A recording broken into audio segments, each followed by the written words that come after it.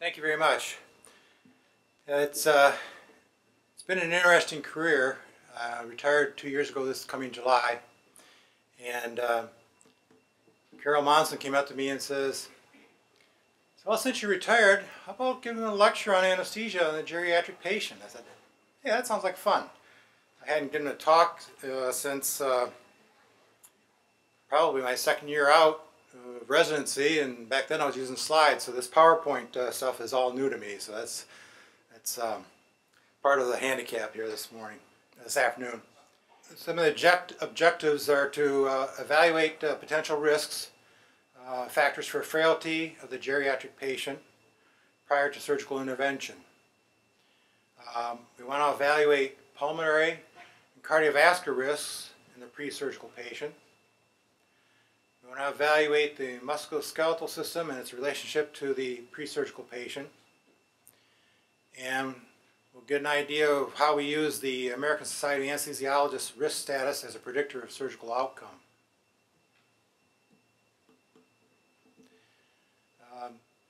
The one disclosure I gave you was regarding the last time I gave a lecture. The other disclosure is that this presentation is being supported by HRSA grant. And the third disclosure is that I am an aging patient and had a cataract surgery 2 weeks ago. And so I can see really well 20/20 with one eye and can't see hardly anything out of the other that hasn't had surgery yet. So I got to switch to cheaters to be able to read well. And I apologize if that decreases my eye-to-eye contact with you.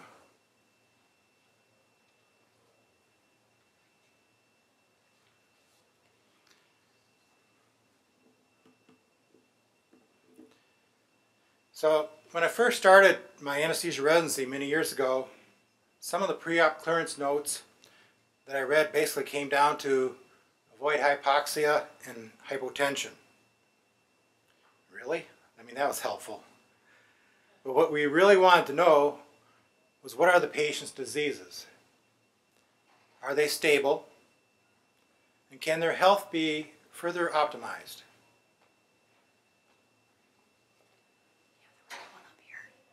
Pardon? Yeah.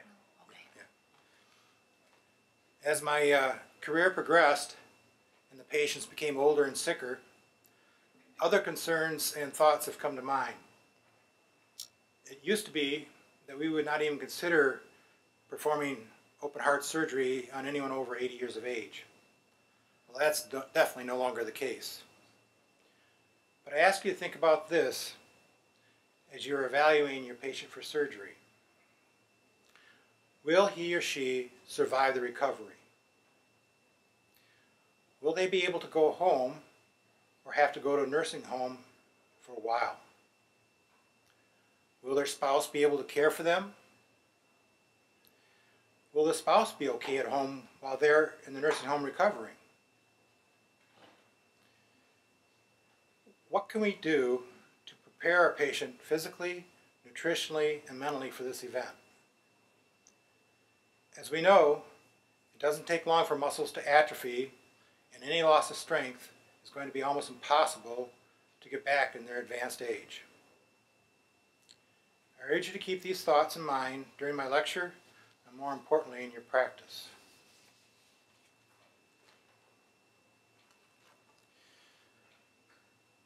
As I researched this lecture, it became kind of depressing, actually.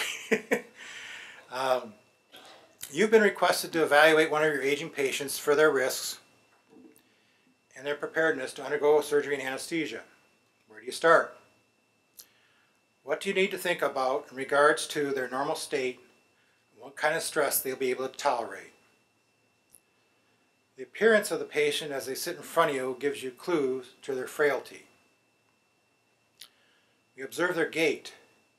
Is it steady and brisk, or do they need assistance? Is it shuffling, stumbling, or do they walk with a cane?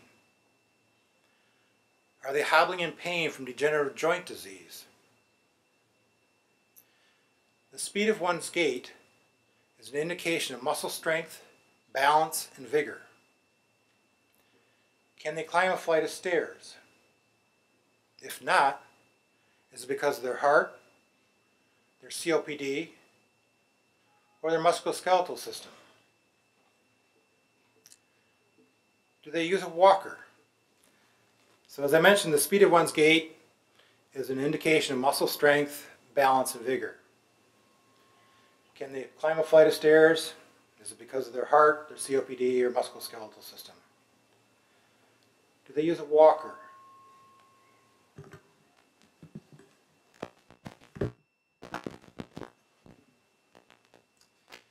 Are they on supplemental oxygen? Can you still hear me okay? No?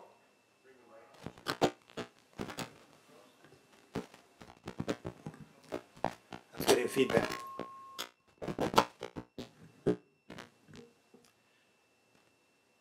Are they on supplemental oxygen?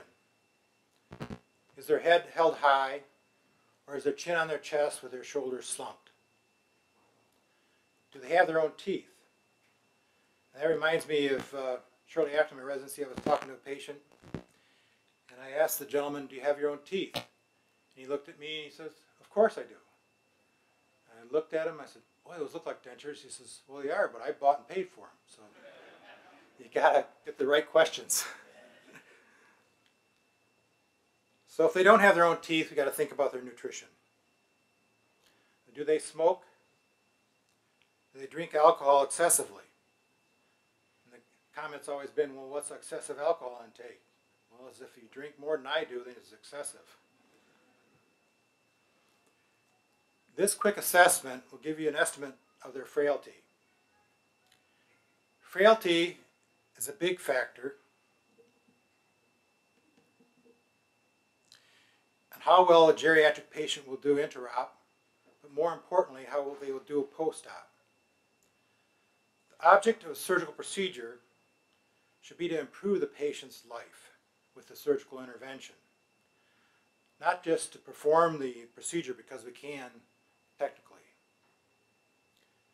There's a wide range of health in 60 to 90-year-olds. The facts are that bodily functions are changing and not for the better. At age 80, one has at best 50% of their kidney function. Your PO2 on room air is 60 if you have no lung disease. This has major implications on anesthesia and recovery from surgery. Your muscle mass begins to decrease at age 30 because of hormone changes and lifestyle changes. This can create balance problems and falls in the aging patient. Hypothermia from decreased muscle mass and metabolism is an issue in the elderly. The strength to perform the activities of daily living is impaired. Drug absorption and distribution is impacted because of decreased muscle mass.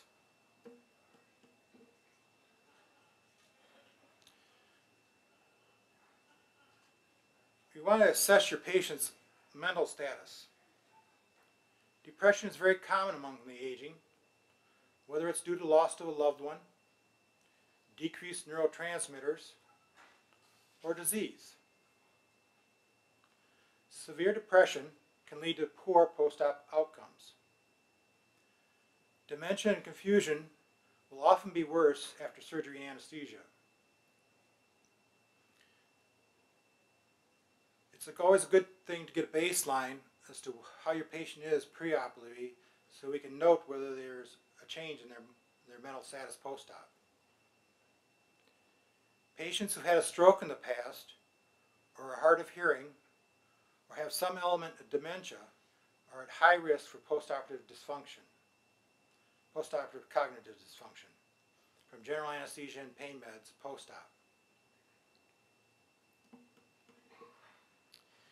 And don't forget your musculoskeletal assessment. It can be very important in the ability to position a patient for their surgery. A decrease in their cervical mobility could lead to difficult airway management unless they're edentulous. I always hated the dental hygienist because she was taking good care of people's teeth. Neck mobility is important in positioning patients prone for a laminectomy, lateral movement for a carotid endarterectomy, thyroid surgery where you have to have hyperextension, and also for shoulder or craniotomy surgery. They all require a special positioning of the neck. We want to check their teeth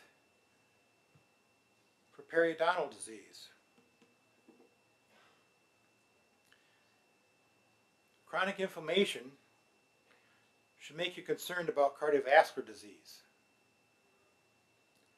No teeth, while good for intubation, can lead to a poor nutritional state and a worse prognosis post-op. These patients would benefit greatly from nutritional supplements pre-op if at all possible. We all know that if we're not taking in the right calories and right amount of protein, we're basically consuming ourselves. Muscles atrophy very, very quickly, and over the age of 30, it is very difficult, if not impossible, to return to the same muscle mass. I can relate to this personally because at age 21, I was involved in a motorcycle car accident, and after 3 months in traction and 3 months of recovery, I regained my entire muscle mass and range of motion of my left arm. But at age 32, in another motor vehicle accident, I had a non-union of the humerus for a year and never ever got the muscle mass back or the range of motion. So it's very important. Physical therapy and nutrition are extremely important in the elderly. In using supplemental nutrition, make sure you're monitoring the blood sugar and be aggressive in treating the hyperglycemia.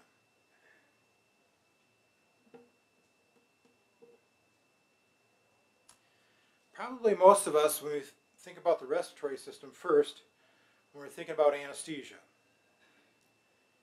In the aging patient, pulmonary elasticity is severely affected. Lung elastin content decreases, and fibrous connective tissue increases proportionally. Progressive loss of elastic recoil is the result, affecting the patency of small airways. The breakdown of alveolar septa further reduces the alveolar surface area. As a result, geriatric patients have an increase in both anatomic and alveolar dead space. This leads to an even greater alveolar ventilation perfusion mismatch. Calcification leads to decreased chest wall compliance. If any of you have ever done CPR on an 80-year-old, first thing that goes are the ribs. Functional reserve capacity increases modestly. Within the thorax, residual volume increases at the expense of respiratory reserve volume. Therefore, your vital capacity becomes significantly compromised. Closing volume and closing capacity also increase until your FRC is adversely affected. So what does that mean? That means that your small airways close even during tidal breathing. Therefore, desaturation occurs faster on induction of anesthesia.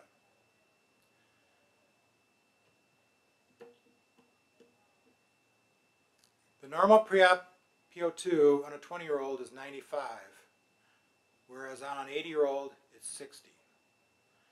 You get out there in that oxygen to hemoglobin dissociation curve,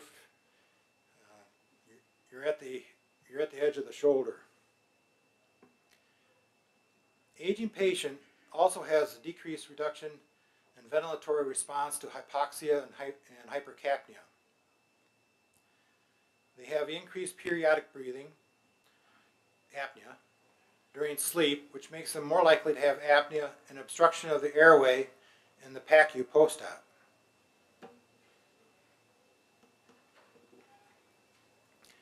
Narcotics depress the respiratory drive, and the elderly are starting out with a low PO2.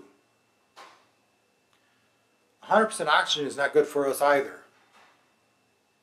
We want to get the PaO2 back to normal, to their normal state as soon as possible. Oxygen-free radicals are harmful to the brain. Recent research points to poor post-op outcomes in seniors where oxygen levels are held high during and after surgery. The higher incidence of apnea and episodic respirations in seniors after narcotic administration is now believed to be due to a higher initial plasma concentration of these drugs rather than due to increased sensitivity. Remember, the pulse oximeter does not indicate adequate respirations. The PCO2 can be greater than 100, and yet the pulse ox reads 99% because of supplemental oxygen. I can't tell you how many times I've been called to the PACU because patients' blood pressure is up and their heart rate's up, and you go in there and you look at the pulse ox and it's 99, and then you look at the patient and they're barely moving in the air. You draw blood gas and their PCO2 is 120 and their PO2, like I said, is 99% sat. And so they're right on the verge of collapsing. So you really have to look at the patient and assess them as far as how deep their respirations are.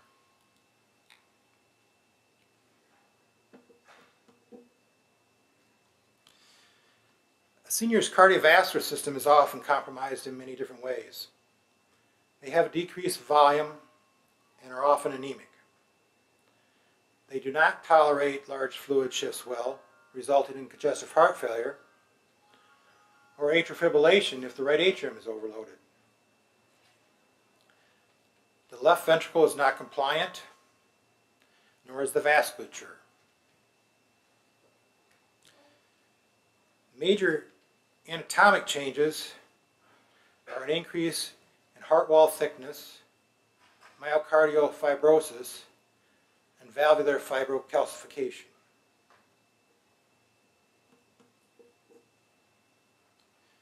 This results in decreased ventricular compliance. Small changes in volume or venous capacitance become increasingly important to cardiovascular stability. Aging makes patients both volume dependent and volume tolerant. We can expect hypertension and cardiomegaly in these patients. Valvular heart disease may require special monitoring, so that's why it's important for us to get the information from you about their status of their heart. We want to avoid spinal anesthesia in patients with moderate to severe aortic and mitral stenosis. Conversely, aortic and mitral regurg benefit from spinal anesthesia as the reduced afterload improves the forward flow from the decreased peripheral vascular resistance.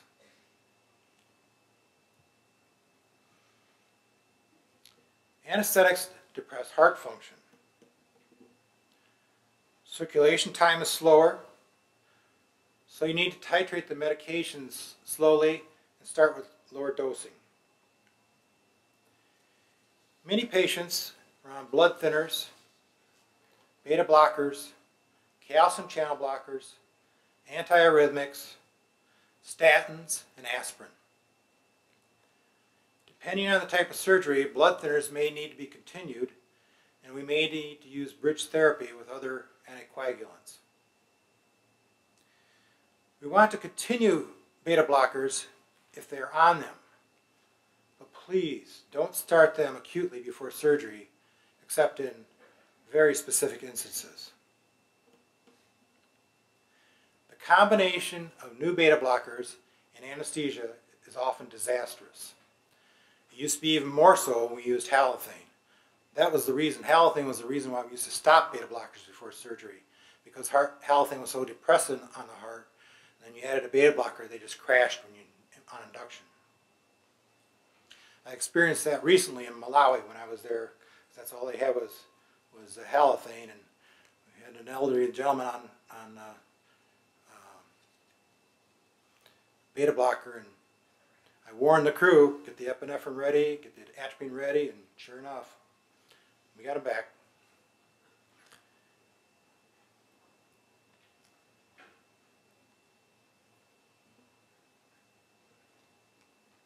The combination of new beta blockers, like I said, is disastrous. Marked hypotension occurs that is not responsive to stressors, vasopressors.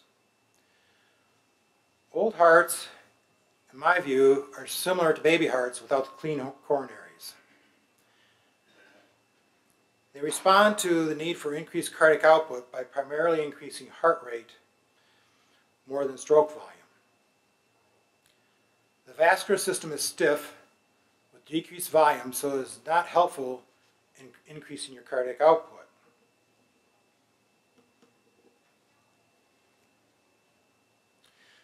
With the decrease in body mass, it is even more important to keep the patient warm. This will help the patient to metabolize the drugs, help them to clot, and prevent post-op shivering. Shivering can increase myocardial oxygen consumption by 100%. So please warm the fluids, always warm blood, and use warm air heaters on the patient pre-op, intra-op, and post-op for the best outcome. There's an old joke about how do you know when a senior citizen is warm? And the answer is when they take off their first sweater. It's an old joke. 50 to 65% of the elderly have cardiovascular disease. Coronary artery disease has been found in completely symptom-free 70-year-olds.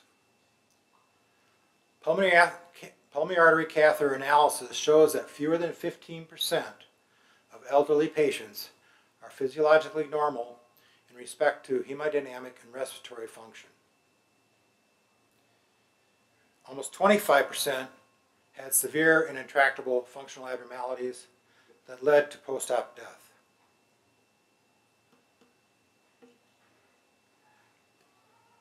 More good news. Hepatic function decreases with age, but not because of microsomal or non-microsomal enzyme activity. There is a significant reduction in cholinesterase activity. Benzodiazepines metabolism slows down more in men than in women. But by age 80, the liver is reduced in size by 40%.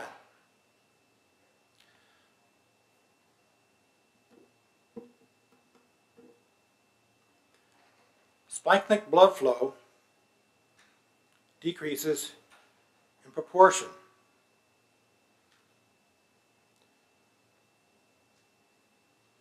To the loss of tissue. Therefore, the decrease in blood flow to the liver is significant. Loss of hepatic mass significantly impairs liver function for this reason. This occurs without any other age-related disease. As mentioned earlier, aging patients have a universal progressive decrease in their ability to handle a glucose load. Healthy persons over 40 years of age require 90 to 95 minutes to return to a normal fasting blood sugar after a 25-gram IV glucose challenge versus younger patients requiring only 65 minutes on average. Less lean body mass to handle the carbohydrate storage is one reason.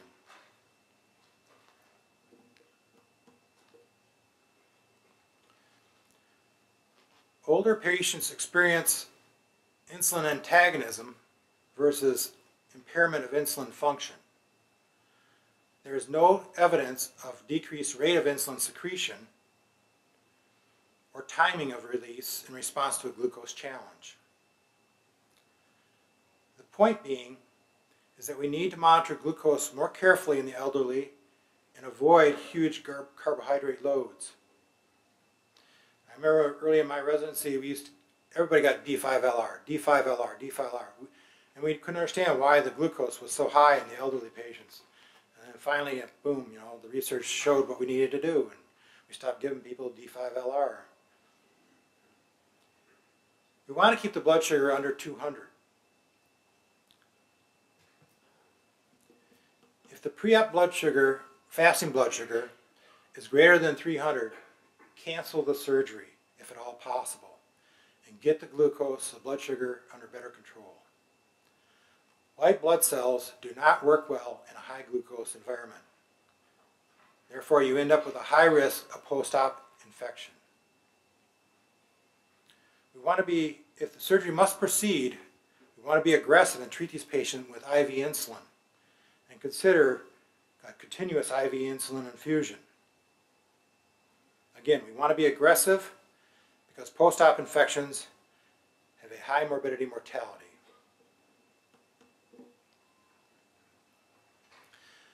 The elderly are also at high risk for post-op ileus because of the surgical site, or because of the narcotics for pain, or because of the lack of ambulation post-op. We want to consider using peripheral nerve blocks, local anesthetics, non-steroidal anti-inflammatory drugs, reducing the dose for the kidneys, IV Tylenol, anything we can to reduce narcotic usage. We want to consider using osmotic manipulation to stimulate the bowel motility. Basically, we want to use any modality we can to decrease the morbidity caused by post-op ileus.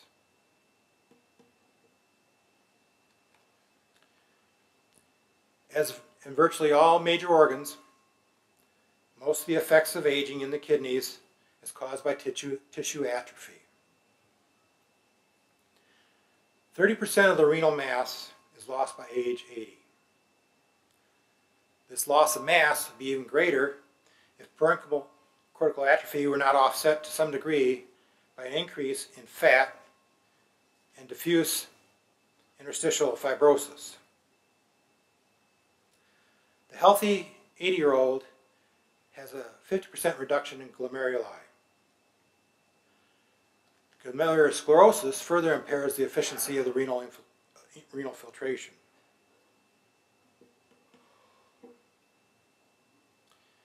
Even in the absence of hypertension or clearly defined atherosclerotic disease, aging further compromises renal function through a profound effect on the renal vasculature. Total renal blood flow decreases by 10% per decade in the adult years, predominantly in the renal cortex. Both GFR and renal plasma flow decline more sharply than would be expected from change in renal mass. The GFR, however, falls more slowly than the renal plasma blood flow because of compensatory increase in filtration function.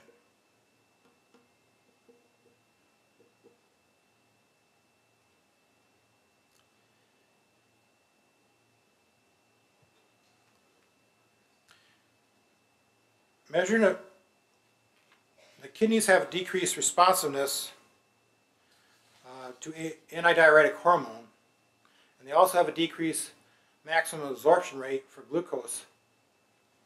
They have an impaired ability to conserve or concentrate urine. Measurement of serum creatinine in the elderly often remains normal despite impaired GFR because of the marked reduction in skeletal muscle to total body mass. Therefore, you have a smaller creatinine load.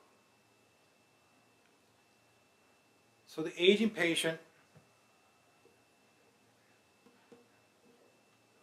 plods along with decreased function fairly well until challenged by IV dye, non-steroidal anti-inflammatories, gross water or electrolyte imbalances.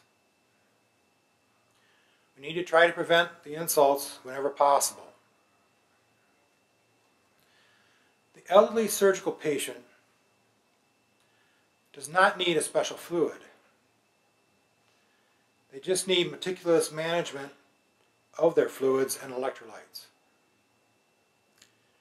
Decreased renal vascularity and decreased cardiac output in the aging patient also implies increased susceptibility for renal ischemia.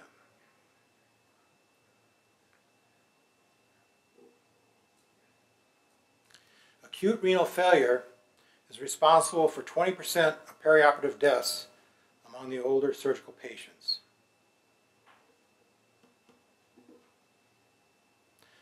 Other considerations for the elderly surgical patient are benign prostatic hypertrophy in men and increased risk of UTI pre-op in women. The use of urinary catheters is not without risk, and they should be removed as soon as possible, and serious consideration should be taken whether they should even be inserted. Insertion, of course, should be under the best sterile technique. Age-related changes in both structure and function of the human brain and nervous system are well known. Their relationship, however, is not. Ambiguity persists because of the inability to distinguish between the effects of aging per se versus age-related diseases.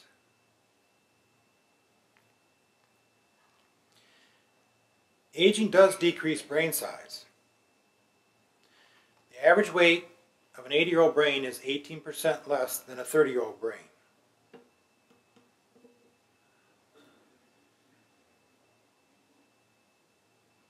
The most rapid decrease in mass and compensatory increase in CSF volume occurs after the 6th decade. Aging, in effect, produces a form of low-pressure hydrocephalus.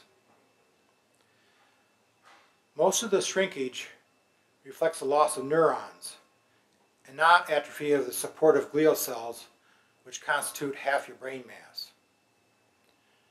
The average rate of attrition is 50,000 cells per day from an initial pool of 10 billion cells. Neuronal cell loss is selective, and the actual rate of loss varies greatly at different ages.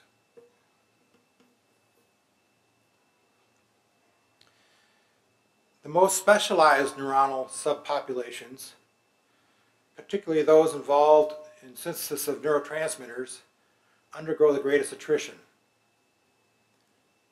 30 to 50% of neurons in the cerebral and cerebellar cortices, thalamus, locus coeruleus, and basal ganglia disappear by the end of the 9th decade. The higher, more complex aspects of intelligence, language skills, aesthetics, and personality do not seem to decrease with age. So you're still going to be a character at age 90. More ways to embarrass your kids.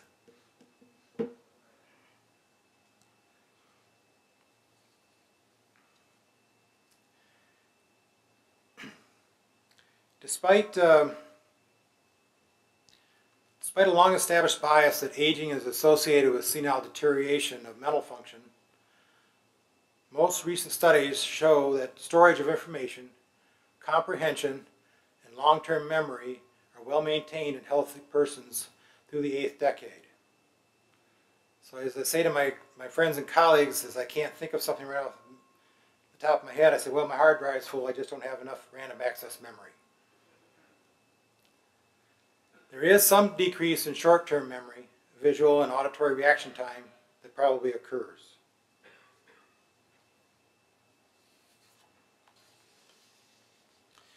In general,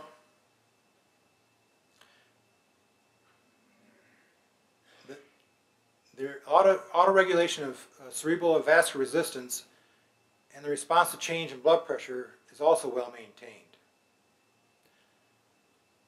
Cerebral vasoconstriction response to hyperventilation remains intact in normal brain tissue. However, patients who have risk factors for stroke and atherogenesis have lower cerebral vasomotor reactivity.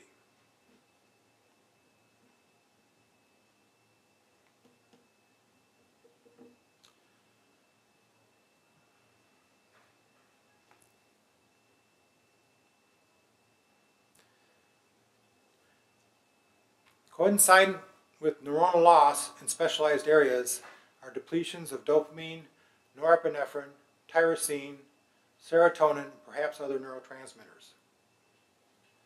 Simultaneously, the activity of catabolic enzymes such as monoamine oxidase and catecholomethyltransferase increase. Aging produces a generalized increase in the thresholds for virtually all forms of perception, including vision, hearing, touch, proprioception, smell, peripheral pain, and temperature responses.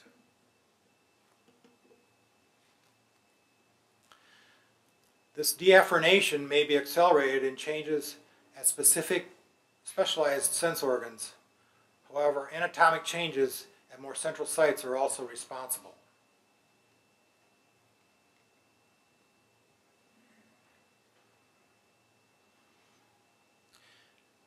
Besides the changes in the brain, you also have decreased velocity and amplitude of electrical transmission in the peripheral nervous system.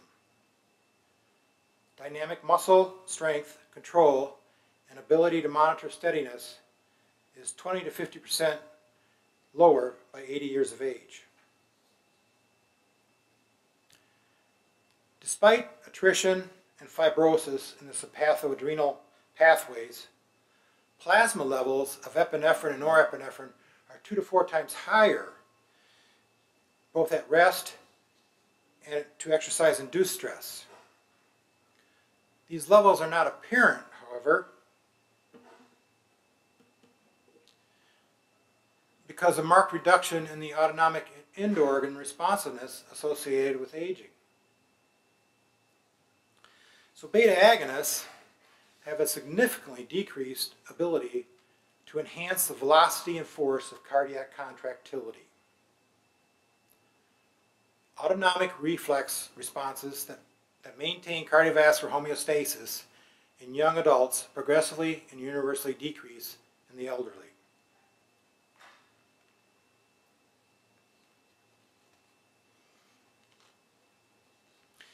Baroreflex response, vasoconstrictor,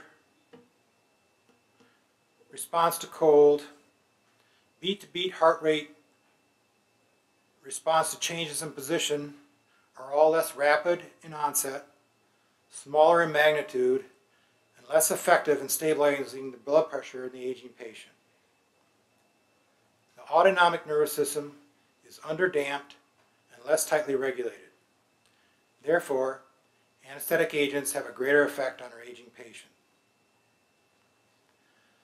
This effect is even more pronounced if endogenous autonomic activity has been high before surgery to compensate for disease processes such as congestive heart failure, bowel obstruction, sepsis. These folks tend to crash badly on induction and respond poorly to treatment. It is widely believed that elderly patients metabolize drugs at a slower rate than younger adults. There is only limited clinical or experimental evidence that exists to support this theory. There is a very wide inter-individual variation in the rate of drug metabolism. And there are great complexities in metabolic pathways of certain drugs, such as benzodiazepines with active metabolites. Back in the day when we used Valium instead of Versed, we could see the effects of that Valium last 1 day for every decade of life because of the active metabolites.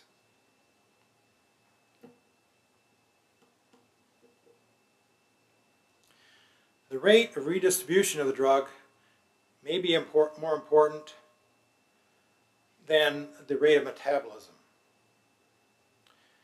There is a great deal of difficulty controlling external factors in humans, such as hormones, tobacco, alcohol intake, that also affect the rate of metabolism. In addition, there is a complete lack of information about age-dependent changes in the sensitivity of the brain to CNS drugs.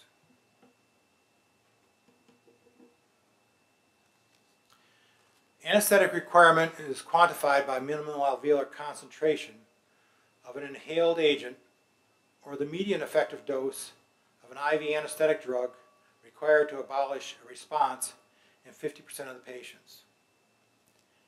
With increasing age, the relative MAC or ED50 requirement decreases progressively. This occurs regardless of the drug and can be as high as 30%.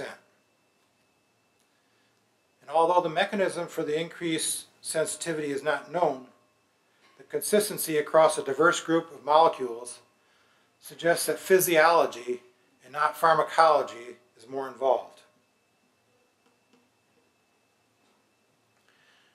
The rate of change in sensitivity parallels the rate of decrease in cortical neurons, neuronal density in the cortex, decrease of the absolute cerebral metabolic rate, and an age-related decrease in brain neurotransmitter activity. Because intraoperative mortality is now rare, and ICUs can prolong short-term survival of even patients who can't even possibly recover from surgery, the current standard for comparing rates of perioperative complications should be at least 30 days after surgery. The complex interaction between pathophysiologic, pharmacologic, and technical interventions in modern surgery frequently make it impossible to establish a clear or single cause of perioperative morbidity and mortality. Therefore, most modern studies just refer to gross perioperative survival. Current estimates of 38-day perioperative mortality for adequately prepared elective surgical patients 65 years or older are 5 to 10%. And although this value is less than 1/2 of that reported 30 to 40 years ago, it's still 3 to 5 times that of young adults. The 1-year mortality for geriatric patients approaches 20%. This figure includes non-surgical factors.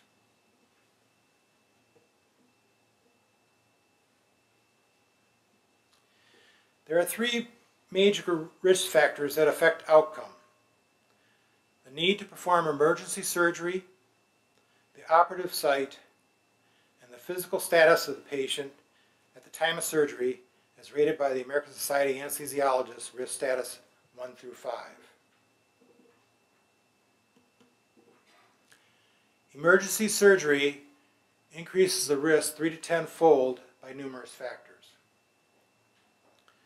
The facility's personnel and the time available for surgery are not equivalent to that of elective surgery. At 2 o'clock in the morning, you have operator fatigue, you have staff fatigue, they're all basically impaired. You have maybe the crew that's on call used to doing orthopedic surgery during the week, and now they're helping you with a bowel case or a AAA repair. And then you have the patient whose glucocorticoid level is at its lowest point that it could possibly be. Then you add in inadequate preparation, cursory pre-op evaluation, you lack correction of blood volume, pH, electrolytes, or oxygenation prior to surgery. Then you're dealing with maybe acute hemorrhage or dehydration or ischemia and acidosis. And then possibly even infection or sepsis. The site of the surgery is a major determinant of risk. Cataract surgery is extremely low risk nowadays. Surgery on a major body cavity increases the risk of mortality. Colon resection rates of mortality equal intrathoracic or major vascular procedures.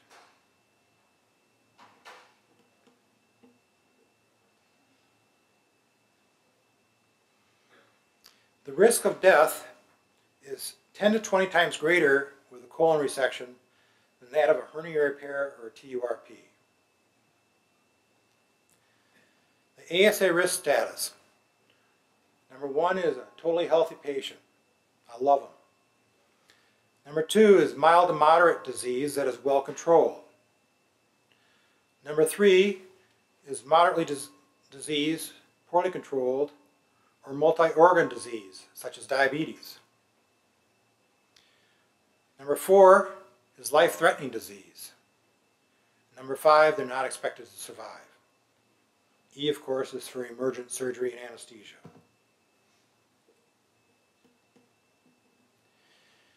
In summary, recent improvements in our understanding of the physiology and pharmacology of aging have occurred because investigators have been able to separate the effects of aging per se from the consequences of age-related disease.